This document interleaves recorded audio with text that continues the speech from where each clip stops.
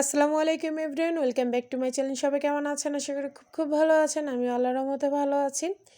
আর একদিন পরে চলে যাব শ্বশুর বাড়িতে। তো এদিকে আবার আমার ভাসুর এসেছে, ভাসুরের ছেলে এসেছে। তো আমার ভাইগনা যাচ্ছে বিদেশে। তো হঠাৎ করে ভাইয়া আসলো শনিবারে।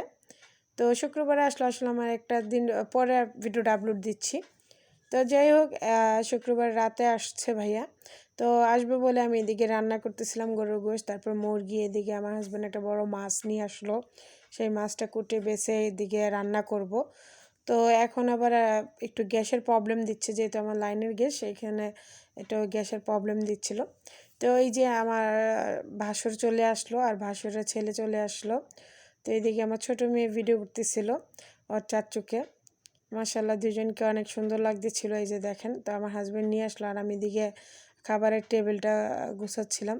কারণ ওরা যেখানে 4 ঘন্টায় আসার কথা, 3 ঘন্টা কি 4 ঘন্টা, তারা এখানে 7 ঘন্টা পরে এসেছে। রাস্তায় এত মানে জ্যাম ছিল না, গাড়ি অনেক স্লো চালাইছে। তো যাই হোক, এদিকে আমি যতটুকু পারি রান্না করলাম গরুর গোশত, মুরগি, মাছ, তারপর কি মুগের ডাল দিয়ে আমার শ্বশুর বলে এগুলা কি বলে, দু পেঁয়াজা এরকম আর কি রান্না করার চেষ্টা করেছিলাম। তারপর বাঁধাকপি ভাজি করেছি। তো যাই হোক, ওরা সন্ধ্যার সময় এসে খাওয়া দাওয়া করলো। এদিকে দেখেন, তো খাওয়া দাওয়া করে আমার হাজব্যান্ড আর ভাগনা চলে গেল আর কাগজপত্র সব ঠিক করে নিয়ে আসার জন্য। আর এদিকে চাচুর সাথে দুইজনে মানে কি যে গল্প, এদিকে আমার বড় ননাসের সাথে কথা বলতেছিলাম। আসলে মানে ভাইয়া আর ভাগনা আসছে আমার ভাসুরার সাথে, মানে খুবই ভালো লাগতেছে, কিন্তু মনটাও একটু খারাপ লাগতেছে যে ভাগনাটা চলে যাচ্ছে। তো সবাই দোয়া করবেন। আর এদিকে আমার মানে আমার ননাসে কথা বলতেছিল। তো যাই হোক, সবাই মানে খুবই মজা করতেছিল আর ওদের চাচুর সাথে খুবই মজা করতেছিল।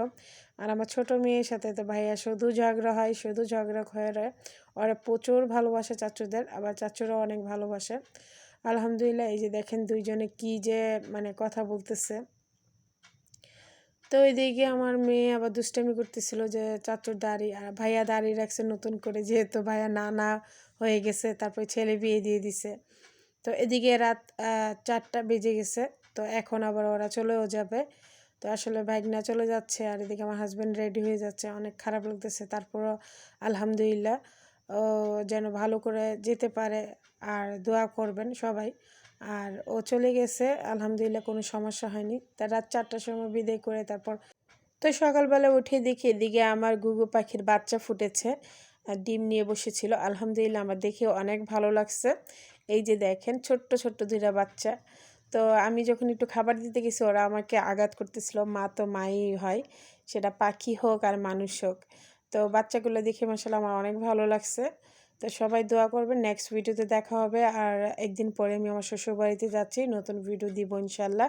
আপনারা কিন্তু আমার পাশে থাকবেন আর সবাই আমাদের জন্য দোয়া করবেন, আমরাও আপনাদের জন্য দোয়া করি। তার নেক্সট ভিডিওতে দেখা হবে। আল্লাহ হাফেজ।